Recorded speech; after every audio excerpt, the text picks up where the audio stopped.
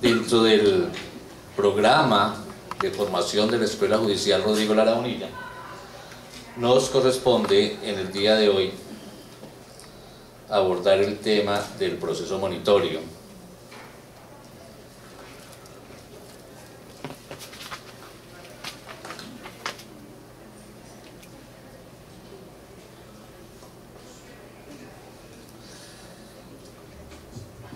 Sobre el tema del proceso monitorio, es un tema que vamos a tratar de decir el por qué es importante. Y lo primero que tengo que decir es porque es un tema que es novedoso en el nuevo Código General del Proceso. Pero aparte de ser un tema novedoso tanto para jueces como para litigantes y para la persona del común, no podemos tampoco dejar de desconocer, para quienes nos presentamos a concursos, que dentro de los ejes temáticos de la convocatoria 022 que fue suspendida, también aparece ese tema del proceso monitorio como factor de evaluación, tanto en la convocatoria 022 para el proceso de magistrados, jueces civiles, jueces del circuito. Adicional a ello, el proceso monitorio, siendo nuevo en Colombia como procedimiento, tiene otra ventaja, y es que aparentemente solamente va a ser del conocimiento de los jueces municipales.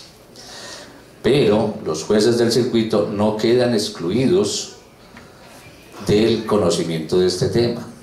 Y ello porque para nadie es ajeno que el usuario del común, cuando empecemos a ejercer o administrar justicia con ocasión del proceso monitorio, nos vamos a ver abocados al uso y al abuso de la acción de tutela, en virtud de la cual el usuario va a pretender desconocer la decisión o la providencia del juez de instancia, y lo hará precisamente ante el superior funcional, vale decir, ante el juez del circuito.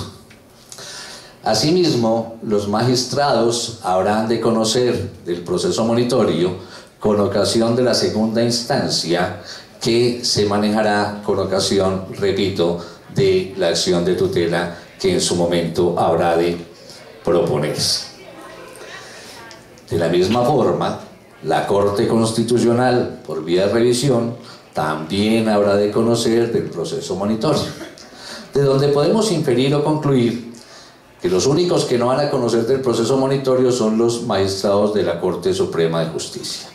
De resto, todos vamos a estar inmersos o involucrados en el proceso monitorio.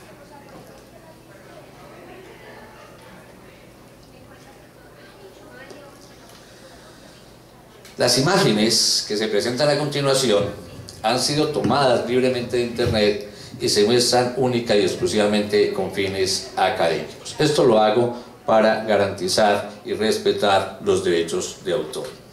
Debo también decir que en otrora, vale decir, hace 2 meses aproximadamente, se vino a dictar un seminario de parte de la Escuela Judicial en que también se trató el tema del proceso monitorio.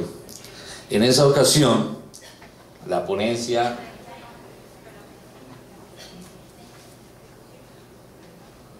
la hizo el doctor Carlos Alberto Colmenares Uribe. Con él tuve la oportunidad de conversar. Les pregunto una cosa, ¿el micrófono se oye o eliminamos el micrófono y lo hago a viva voz? Sí, estamos bien, o sea, cuando me retire que no se me vaya a perder el audio. El doctor Carlos Colmenares es la persona que más sabe del proceso monitorio en Colombia, habida cuenta que es él quien se ha dedicado al estudio comparado del proceso monitorio. En conversaciones con él le pedimos la autorización para que en buena medida nos apoyásemos en sus obras, una de las cuales es este libro, que se llama El procedimiento monitorio en América Latina. Sos de varios autores. Este es el tema básico y sobre el cual vamos a tratar de hacer, repito, como ejercicio académico, porque aquí no se trata de sentar una posición, no estoy en condiciones de hacerlo, y mucho menos sobre un tema que la verdad es novedoso en Colombia, no ha empezado ni siquiera a regir, pero sí nos va a permitir hacer un ejercicio o un debate netamente académico.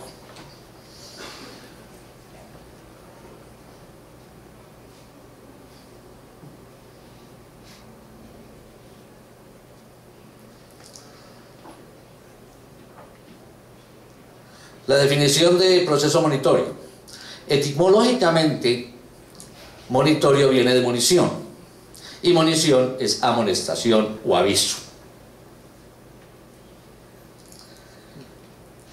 Carlos Colmenares, de quien les hablaba, se ocupa y dice, es un requerimiento de pago, la amonestación al presunto deudor para que cumpla con la obligación a su cargo, advirtiéndole en la misma que si no paga ni justifica su renuencia, se dictará en su contra sentencia que no admite recursos y que hará tránsito a cosa juzgada.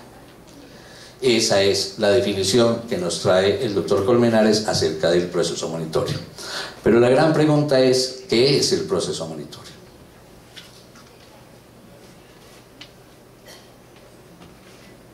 Vuelvo y pregunto, ¿qué es el proceso monitorio?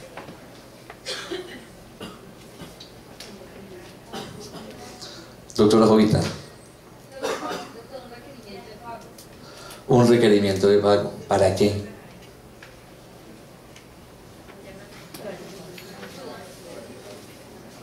¿Para qué? Para que paguen. Entonces, en ese orden de ideas podemos decir que cuando el juez libra mandamiento de pago en un proceso ejecutivo, estamos frente a un proceso monitorio, ¿o no? El proceso monitorio entiendo que tiene como finalidad, palabras más, palabras menos, aquí ustedes tengo derecho a equivocarme, es la preconstitución de la prueba, de la existencia de unas obligaciones, porque es que el proceso monitorio empieza sin la existencia de un título, valor o mediante el cual esté garantizada la existencia de esa obligación. Entonces, el proceso monitorio precisamente se busca ese título, porque con esa decisión se puede a continuación iniciar la respectiva acción ejecutiva en el caso. Doctor Carlos. Entonces, no le quedaría el interrogatorio de parte para la reconstitución de una prueba. Es completamente distinto. No es de reconstitución de una prueba.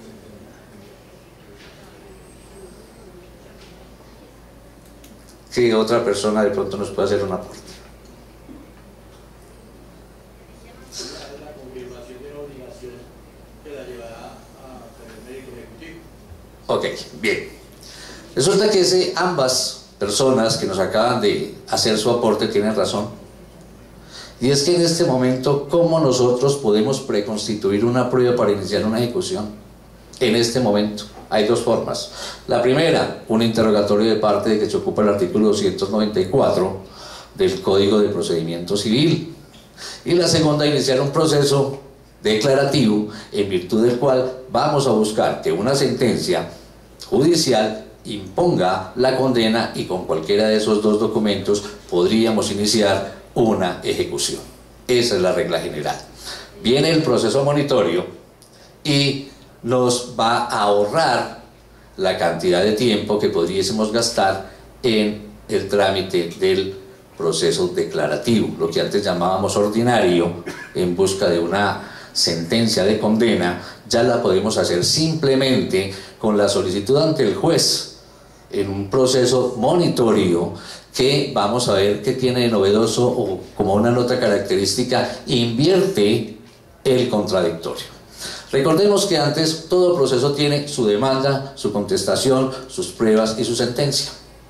El proceso monitorio como tal invierte esa regla y ya no va a tener todas cuatro etapas, pero simplemente el juez da la orden basado en una afirmación que hace el demandante de que X persona me debe, y esa persona, al deberme, se invierte el contradictorio bajo el entendido de que es al demandado deudor al que le corresponde decir no señor, no debo.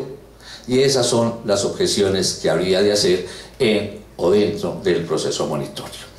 Si alguien por favor me lee, si tenemos código obviamente, ¿no?, el artículo 422, o mejor, leamos primero el 488 del Código de Procedimiento Civil, la última parte. ¿Quién tiene Código de Procedimiento Civil que me quiera colaborar con la lectura?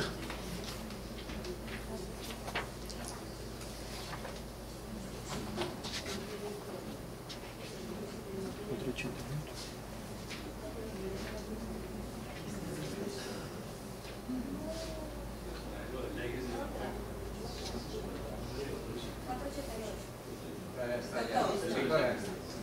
por favor. 488, pero del Código de Procedimiento Civil. El Código de Procedimiento. 488. Títulos ejecutivos.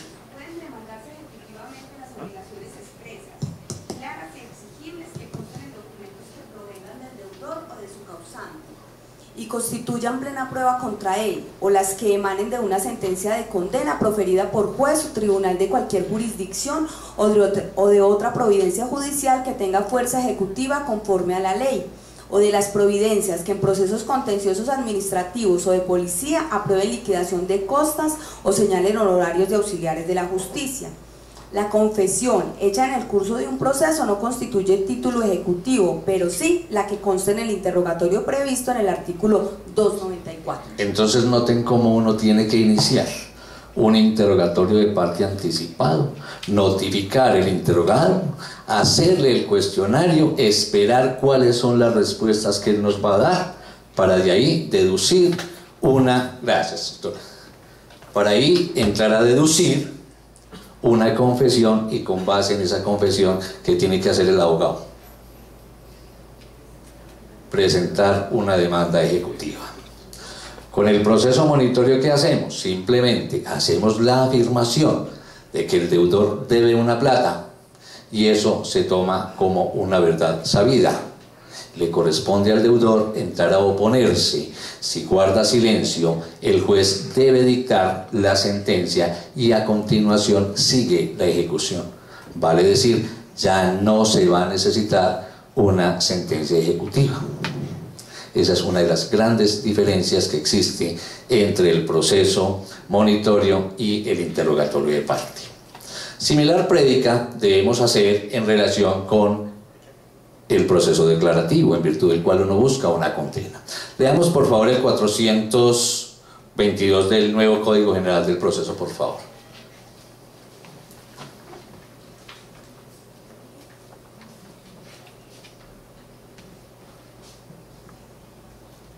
Artículo 422, título ejecutivo.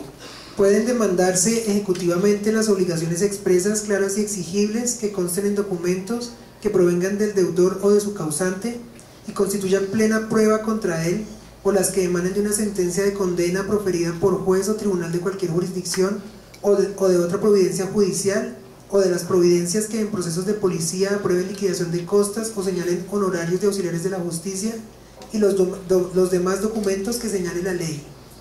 La confesión hecha en el curso de un proceso no constituye título ejecutivo, pero sí la que conste en el interrogatorio previsto en el artículo 184. Noten cómo no existe ningún tipo de diferenciación entre la anterior norma y la actual en lo que al interrogatorio de parte se refiere como paso previo para la iniciación de un proceso ejecutivo. Bajo esta forma de razonar, entonces, podríamos decir que el proceso monitorio es un trámite procesal sencillo a través del cual se facilita la constitución o el perfeccionamiento de un título ejecutivo sin necesidad de agotar el trámite del proceso declarativo, siempre que el deudor no plantee oposición alguna. Y decimos que siempre que el deudor no plantee oposición alguna, porque en el evento de que llegue a proponer una excepción, ya el proceso monitorio, vamos a ver cómo, termina y se convierte en un proceso declarativo verbal sumario.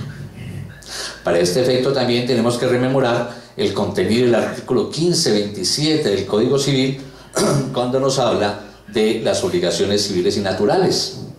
Y decíamos en otra hora, cuando estudiábamos obligaciones, que las obligaciones civiles son todas aquellas obligaciones susceptibles de ser demandables ejecutivamente, en tanto que las obligaciones naturales son aquellas que por alguna circunstancia no podemos iniciar la ejecución, donde el legislador nos convoca en consecuencia a buscar un paso adicional para la conformación del título ejecutivo. Y aquí recordemos que no es lo mismo título ejecutivo que título valor. Todo título ejecutivo, todo título valor es título ejecutivo, pero no todo título ejecutivo es título valor. Los títulos valores tienen su propia reglamentación por el Código de Comercio, en tanto que los títulos ejecutivos se estructuran con una obligación clara, expresa y exigible.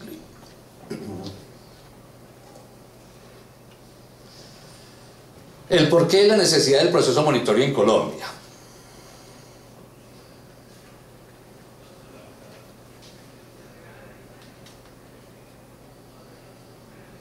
¿Qué les sugiere la diapositiva?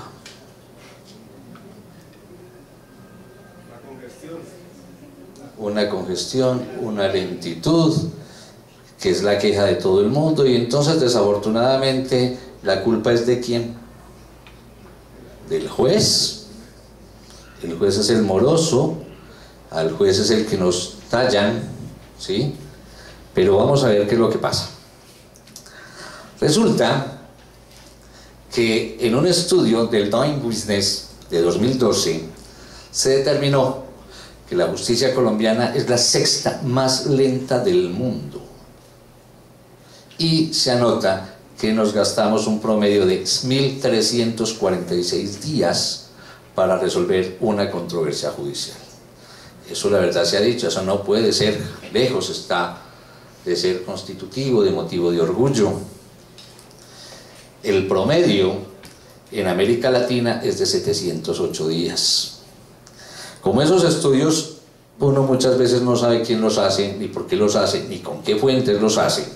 Yo me tomé la delicadeza de revisar los tiempos procesales en la oralidad en el proceso civil, concretamente en la ciudad de Manizales. Y esto es sacado o tomado de un informe que presentó el Centro de Servicios en el año inmediatamente anterior, en que comparó los tiempos procesales del sistema oral frente a lo que antes manejábamos como sistema escritural.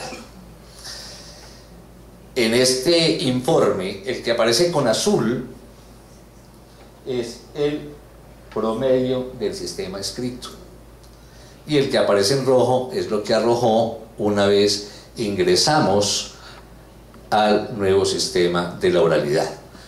Para quienes no están del todo vinculados con la rama judicial, recordemos que en Manizales es pionero en el ingreso en la oralidad. Nosotros ya llevamos 4 años en este ejercicio y hemos sido pioneros a nivel nacional. El día de ayer el doctor Guillermo se refería de una manera muy generosa para con nosotros los funcionarios de la rama judicial, concretamente el Distrito Judicial de Manizales, al decir que no era solo la infraestructura física, sino también el personal. La calidad humana que nosotros tenemos aquí nos hace ser pioneros en muchas cosas. Pues bien, la imagen nos refleja los tiempos procesales y podríamos deducir o concluir que el sistema oral es mucho más expedito o mucho más rápido. Pero lo paradójico del cuento es que el proceso monitorio no es oral, es escrito. Entonces uno no logra entender si el objetivo del legislador era volver a la justicia un poco más rápida a través del proceso oral, ¿por qué monta el proceso monitorio sobre una base del proceso escrito? Y decimos que es escrito, ¿por qué? Porque la oralidad en Colombia no es plena. Nosotros que tenemos el sistema oral, no es un sistema oral pleno, es un sistema mixto. Recordemos que la demanda es escrita, que la contestación de la demanda es escrita. Y lo único que hacemos en oralidad es cuando nos vamos propiamente a la audiencia. Y en esa audiencia, ahí sí ya se empieza a manejar el tema propiamente de la oralidad. Por lo pronto no. El proceso monitorio que tiene una demanda que es escrita, una contestación que es escrita y una decisión, auto o sentencia, vamos a ver en qué caso se dicta una u otra, es igualmente por escrito. Contradictorio el tema. La naturaleza jurídica del proceso monitorio, doctrinariamente, se ha dicho que el proceso monitorio tiene 4 fases. Hay quienes alegan o sostienen que pueden ser 5 o 6.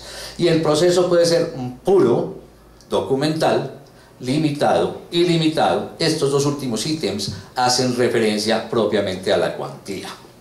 Es el legislador el que nos dice qué tipo o hasta qué cuantía vamos a manejar el proceso monitorio. Para el caso concreto de nuestro Código General del Proceso, vamos a ver que es solamente de mínima cuantía. Eso nos pone a los jueces municipales, vale decir a los que ganamos menos, en una posición supremamente privilegiada, habida cuenta que vamos a ser los creadores del derecho. Lo que nosotros en nuestras providencias digamos van a ser tenidas en cuenta, y eso no tiene reversa. ¿Por qué? Porque en esos procesos de mínima cuantía no existen recursos. El legislador quiso que fuera limitado por la cuantía nuestro proceso monitorio. El proceso monitorio puro se basa simplemente en la afirmación que el demandante, o en este caso el acreedor, haga sin ningún tipo de aportación de prueba. Simplemente es la manifestación: señor juez, Pedro Pérez me debe tanta plata, requiéralo para que me pague. No necesitamos ningún tipo de documento. Ese es el proceso monitorio puro. El documental, por el contrario, exige o requiere que se aporte algún principio de prueba. Y aquí volvemos a mostrar la diferencia entre el proceso ejecutivo y el proceso monitorio. En el proceso ejecutivo ya tenemos un documento que consta o que proviene del deudor y que contiene una obligación clara, expresa y exigible, y ese documento lo habilita para la iniciación de la ejecución respectiva. En tanto que en el proceso monitorio lo que se busca es precisamente la constitución o el perfeccionamiento de ese documento para que se pueda iniciar la ejecución respectiva. Puro, entonces, no es posible adjuntar con la petición ningún principio de prueba documental, siendo permitido iniciar el proceso con la mera afirmación del acreedor. Y aquí cobra vital importancia principios como el de la buena fe, del que trata el artículo 83 de nuestra Constitución, y la lealtad procesal. Aquí tenemos que decir que el nuevo ordenamiento procesal, y con ocasión de la nueva Constitución, que ya no es tan nueva Constitución, nos mandaron decir: cambien el chip. Ya las cosas las tenemos que hacer bajo el amparo del principio de la buena fe, de la lealtad procesal. Noten cómo, cuando empiece a regir el Código General del Proceso en pleno, la demanda y la contestación habrá que mandársela directamente del abogado al abogado. Entonces uno hace la contestación de la demanda y se la lleva al juez, pero coetáneo a ello hay que mandarle una copia a su contraparte. Esa lealtad procesal nos va a llevar, en buena hora creo yo, a volver a confiar en la palabra. Nuestros abuelos, bisabuelos y tatarabuelos daban su palabra, y esa palabra se respetaba. Hoy por hoy, desafortunadamente, cualquiera persona sabe que la idea es jugar maturranga, hacer el torcido, la cultura del no pago, cualquier tipo de cosa por el estilo. Cuando decía que la mora judicial se le echaba la culpa al juez, no podemos dejar de desconocer que los abogados litigantes, cuando fungen como actores, tienen una posición, pero cuando fungen como apoderados de la parte demandada, asumen otra. Y entonces en esta segunda es donde se inventan la forma de dilatar el proceso, de proponer incidentes, de hacer una cantidad de artimañas con el único propósito de dilatar el proceso. Y el culpable o el malo del paseo es ¿quién? El juez. Él es el que tiene que responder por la mora judicial. Con esta nueva visión ya vamos a tener la claridad, y esto es un llamado para los abogados litigantes, de que no nos miren a los jueces como si nosotros fuésemos los enemigos. Por el contrario, todos tenemos que trabajar para una misma causa, y esa causa es la administración de justicia. Por eso llamo la atención sobre los principios de la buena fe y de la lealtad procesal, que habrán de empezar, repito, en buena hora a surtir efectos. El proceso monitorio documental se caracteriza por el aporte que hace el solicitante de la prueba documental Ojo, no es el documento que preste mérito ejecutivo. No tendría sentido que si yo tengo una letra de cambio firmada por mi deudor, inicie un proceso monitorio para decirle al juez, requiéralo para que pague, para que el juez corrobore que efectivamente me debe la plata, para después iniciar una ejecución. Me hago entender. Y esto entonces me permite hablar también de otra modalidad del proceso monitorio, que es el proceso monitorio facultativo. Y es facultativo porque yo veré si quiero iniciar el proceso monitorio o inicio otra de las formas que puedo utilizar para lograr la constitución del título ejecutivo. Vale decir, el trámite de un interrogatorio de parte anticipado. Si no quiero iniciar el proceso monitorio, puedo perfectamente iniciar el trámite del interrogatorio y con él inicio posteriormente la ejecución.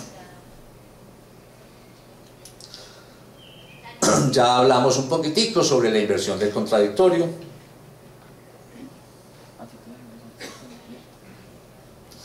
Y aquí deberíamos hacer una especie de paralelo entre el proceso monitorio y lo que es el proceso declarativo, lo que es el interrogatorio de parte, lo que es propiamente el proceso ejecutivo y la acción de tutela.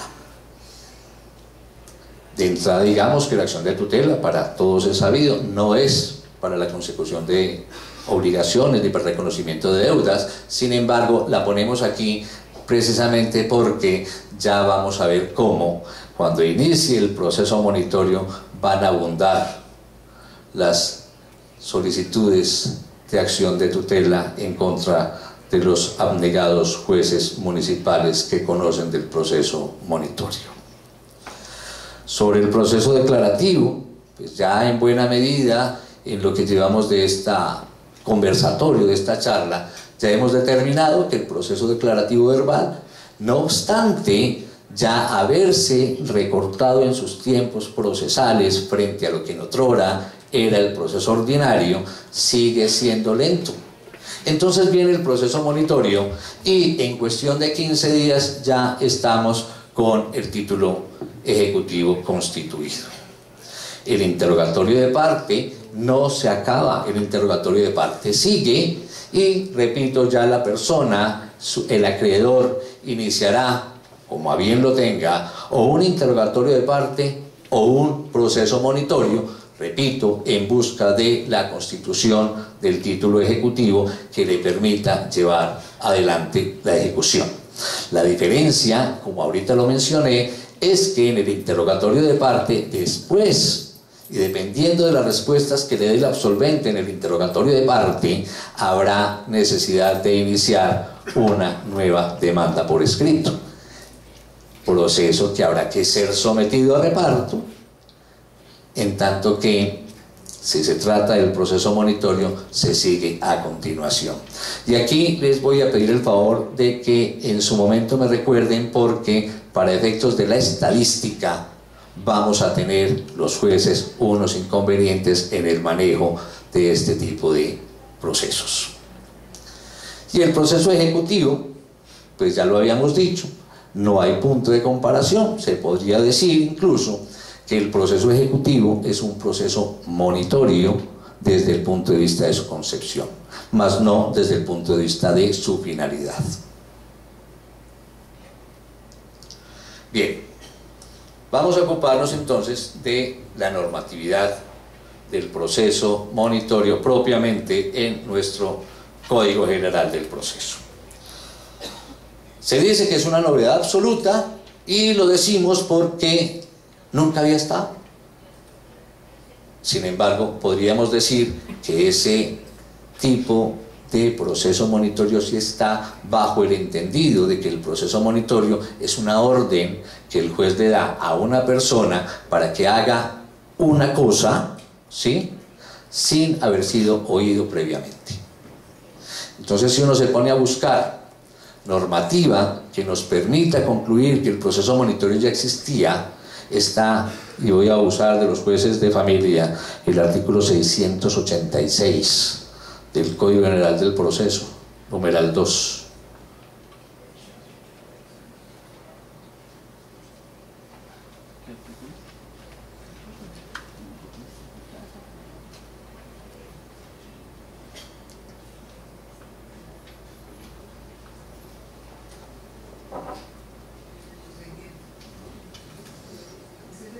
El procedimiento sí, sí. No. Del Código General del Proceso, claro.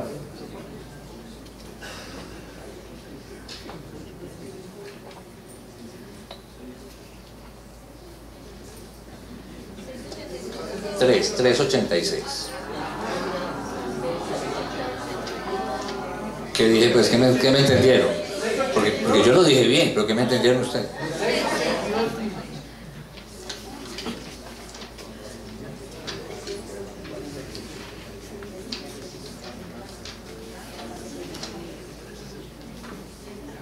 Listo. Numeral 3. 2. Dámoslo completo. ¿Quién lo tiene? Sí. Artículo 386. Investigación o impugnación de la paternidad o la maternidad.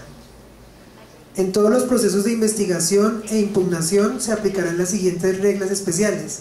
1. La demanda deberá contener todos los hechos causales y petición de pruebas en la forma y términos previstos en el artículo 82 de este Código. 2. Cualquiera que sea la causal alegada en el auto admisorio de la demanda, el juez ordenará, aún de oficio, la práctica de una prueba con marcadores genéticos de ADN o la que corresponda con los desarrollos científicos y advertirá a la parte demandada que su... Vamos despacio, por favor. Ordenará. Eso es una orden, es un imperativo. La práctica de una prueba. Y miren la consecuencia, con la advertencia de que... y advertirá a la parte demandada que su renuencia a la práctica de la prueba hará presumir cierta la paternidad, maternidad o impugnación alegada. Gracias. Eso es precisamente lo que estamos hablando de la inversión del contradictorio. El juez da por hecho que el silencio tiene una consecuencia. Asimismo, en el proceso monitorio, el silencio va a tener una consecuencia. Si el demandado requerido no actúa, esa tiene una consecuencia. Y por eso se habla de la inversión del contradictorio. Bien, esa normativa del Código General del Proceso nos recoge el proceso monitorio en 3 artículos. Solamente en 3 artículos. Está dentro del libro tercero de los procesos, título 3, procesos declarativos especiales, capítulo 4, y está en los artículos 419 al 421. El artículo 422 ya empieza con el proceso ejecutivo, y por eso en buena hora el doctor Colmenares en la pasada charla decía que el proceso monitorio termina cuando inicia la ejecución. Casualidad o no, pero en el Código General del Proceso termina el articulado del proceso monitorio y empieza el proceso ejecutivo. Y vamos a ver en el desarrollo de esta charla que efectivamente así es. El proceso monitorio termina y automáticamente se inicia la ejecución. Si alguien me quiere por favor colaborar con la lectura del 419, está en pantalla.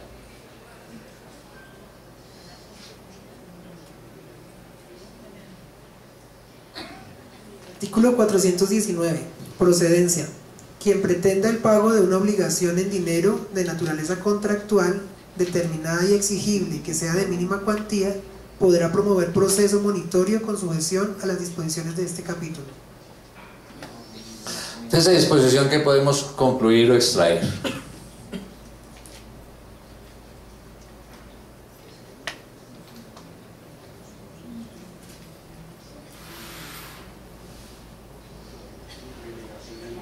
Solamente en dinero. No, o mejor, excluimos la obligación de hacer o de no hacer. Las quedan completamente excluidas. Aquí solamente es obligaciones de dinero. Esa es una primera característica del proceso monitorio.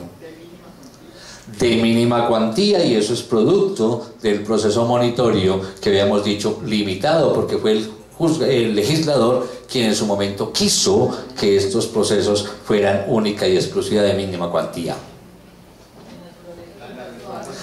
De naturaleza contractual, de donde también podemos concluir que cualquier tipo de obligación que pueda surgir con ocasión de una responsabilidad extracontractual no es viable su manejo por la vía del proceso monitorio.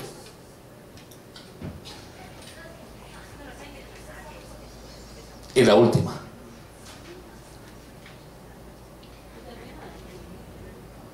La exigibilidad. Esa obligación tiene que ser exigible, pero esa exigibilidad no es la exigibilidad que nosotros pregonamos del título valor o del título ejecutivo.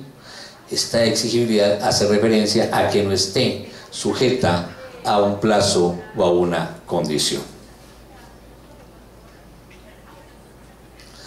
La obligación dineraria es el artículo 424 del nuevo código.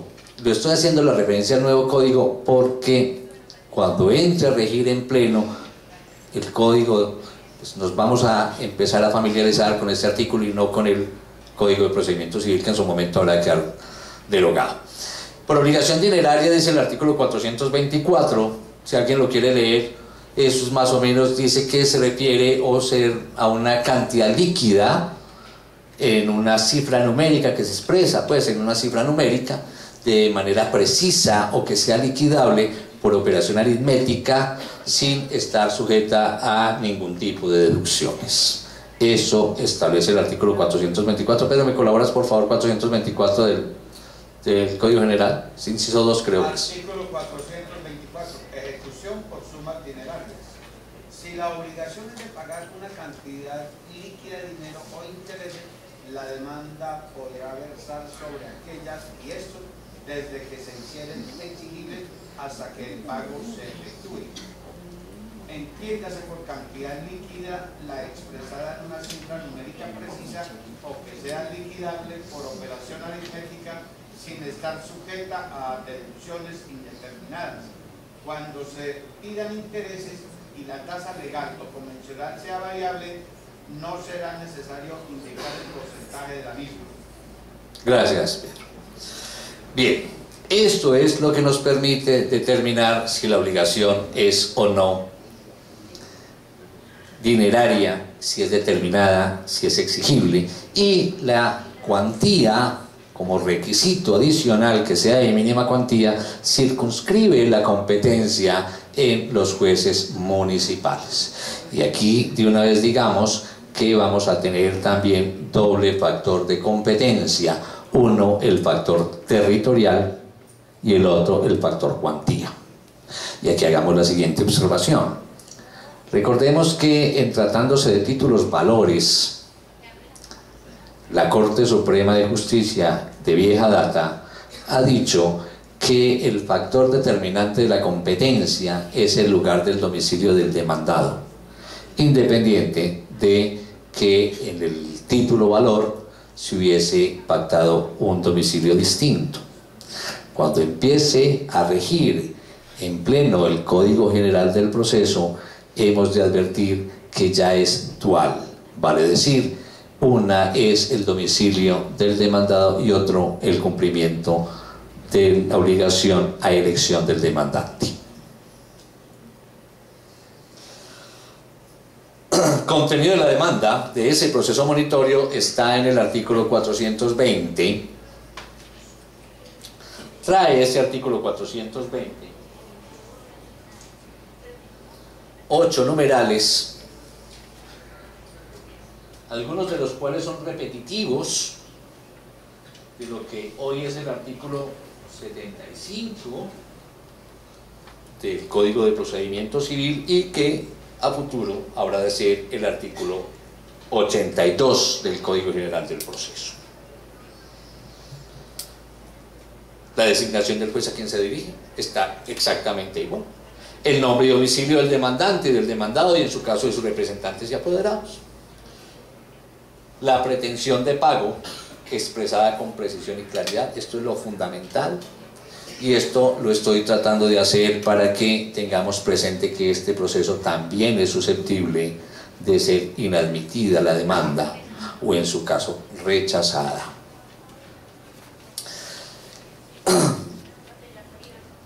La información sobre el origen contractual de la deuda es una de las características. Si la obligación no es contractual, no hay lugar a iniciar un proceso monitorio. la cuantía exacta, es necesario decir cuánto es lo que realmente me están debiendo, y eso va a tener sus consecuencias. No se trata de decir me deben 500.000 pesos cuando en realidad van a demostrar que son 200, eso al final va a tener una sanción. La manifestación clara y precisa de que el pago del adeudado no depende del cumplimiento de una contraprestación a cargo del acreedor, es decir, ahí volvemos a retomar la exigibilidad de la obligación, no está sujeta a un plazo o a una condición, es una de las características de del proceso monitorio como tal.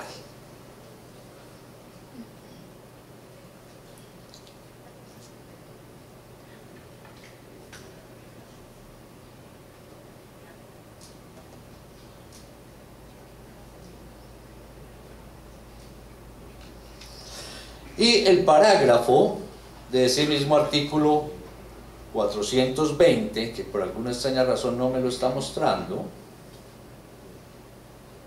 ahí sí,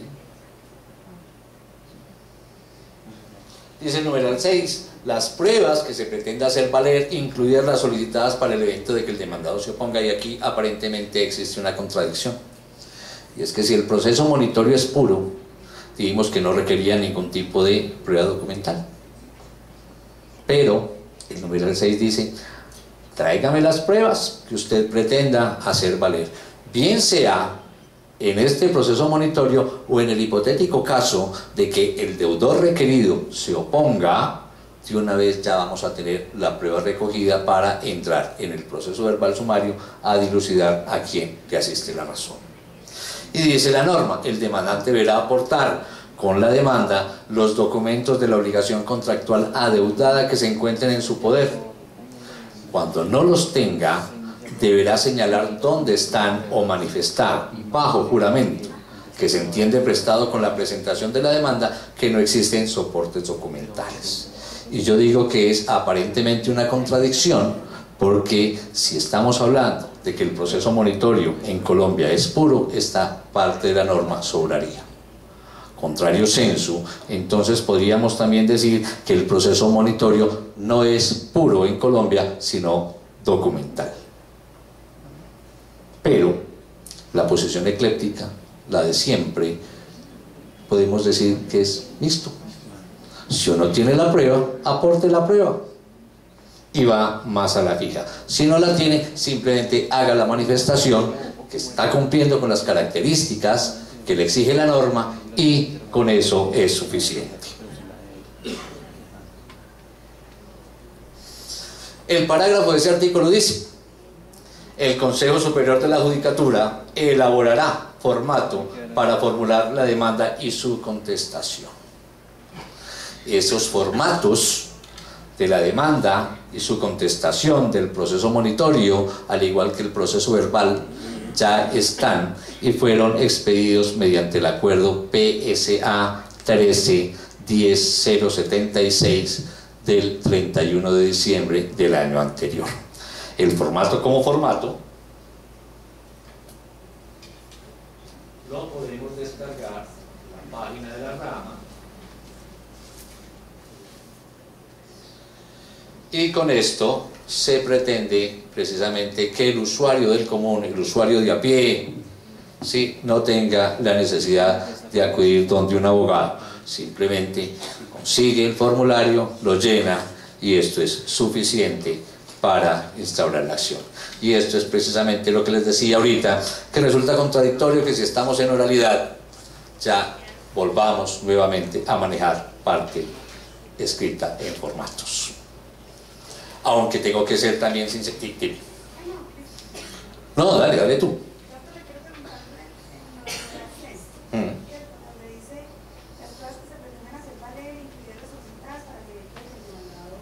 Se oponga. Yo propongo unas pruebas, otras en caso de que el demandado entendería pues no así.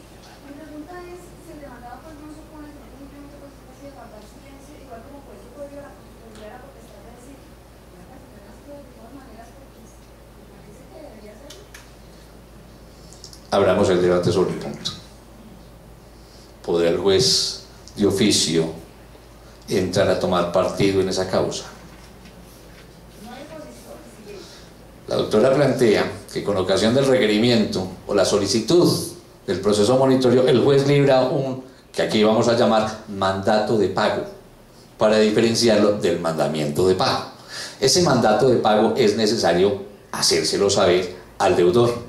Y el deudor tiene, como toda demanda, varias opciones. Una de ellas es guardar silencio, se quedó callado, no le interesa. Poder el juez de oficio hacer un pronunciamiento con ocasión de las pruebas que aportó el demandante. Pues si la regla general, como lo está diciendo, que es la afirmación de ese acreedor, entonces la regla nos está haciendo una prohibición de entrada. Yo pienso que el juez no puede hacer pronunciamiento al respecto. Y no lo debe hacer por otra sencilla razón, y es que el demandante me trajo unas pruebas y nadie como demandante va a traer unas pruebas que lo van a perjudicar a él. Entonces yo, cuando haga mi solicitud de proceso monitorio para que me reconozcan la existencia de una deuda y constituir el título ejecutivo, yo no puedo aportar un recibo de pago, ¿o sí? No creo que nadie lo haga. En ese orden de ideas, si el demandado guarda silencio, ese silencio es precisamente el que lo va a condenar, porque ya el juez está partiendo de una afirmación. Si las pruebas aportadas son para complementar o para ajustar la afirmación, con mayor razón se va a entrar al proferimiento de la sentencia. Y es esa, la sentencia, el título ejecutivo. Doctor Castro. Podría ocurrir que yo presente un recibo de pago diciendo, es que él me ha pagado tanto y ahí saldo tanto. ¿Sí? Yo voy a sobre el saldo y ese documento no es título de valor que pueda yo cobrar bien. Pero si es prueba documental. Exacto.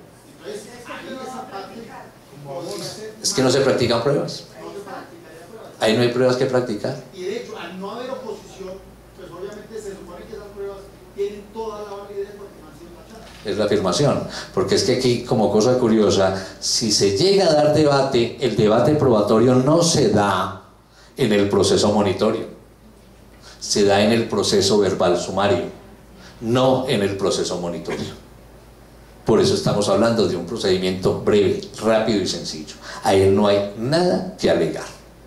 Si la parte demandada en este caso se opone al requerimiento que le hace al juez, el juez no va a abrir ningún tipo de debate, simplemente convoca por auto a una audiencia del 392 dentro del trámite del proceso verbal sumario, previo traslado de 5 días para que la parte demandante presente las pruebas que quiera hacer valer. Y en el trámite de la audiencia del 392, hetero, del trámite del proceso verbal sumario, es donde se entra a dirimir esa controversia que se presentó entre la afirmación del demandante y la oposición del demandado.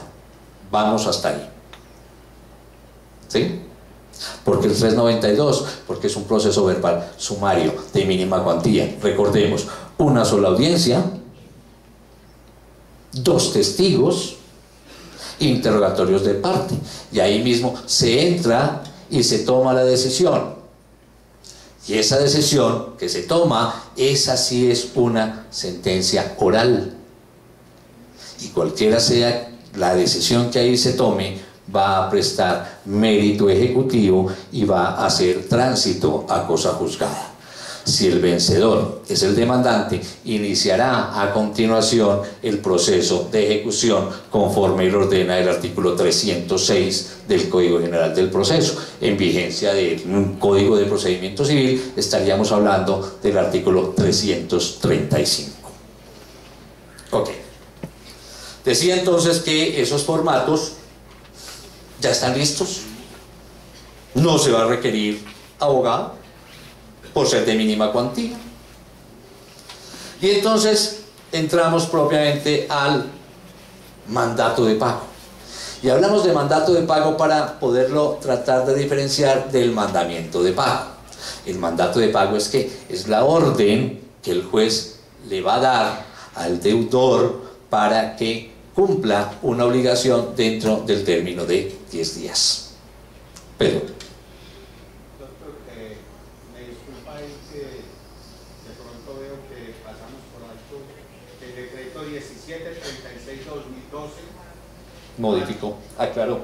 adicionó esta norma, corrigió, diciendo que se debe indicar el lugar y las direcciones físicas y electrónicas donde el demandado recibirá notificaciones, que es la novedad de las direcciones electrónicas.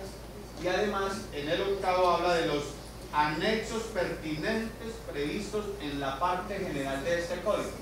O sea que también debe aportar los anexos. Sí, Pedro, lo hice intencionalmente por dos razones. No tiene sentido el que nos pongamos aquí a leer todo el articulado de los requisitos, cuando de entrada dije que son los requisitos generales del 75 hoy y que habrían de ser del 82 cuando entre a regir. La novedad que trae el Código General del Proceso es que las notificaciones, ojo, ya van a empezar a ser por los correos electrónicos. Entonces el cuento de las TIC, que tanto miedo le tenemos a algunos, hay que empezarlas a utilizar, porque esas TIC van a ser tan buenas, tan ventajosas, que ya vamos a poder manejar todo en tiempo real. Y permítame, me echo una cuña para mí y para mis empleadas, o mejor, para mis colaboradoras, y es que dentro de poquito el Juzgado 11 Civil tendrá el expediente digital completo. Se podrá consultar la totalidad del proceso, la totalidad del expediente vía internet. Esperamos que en cuestión de 15 días, creo yo, 20 días, tengamos la posibilidad, los abogados, de consultar la totalidad del expediente vía internet. Eso es un principio de meternos en las TIC. A propósito de las TIC, esas TIC no son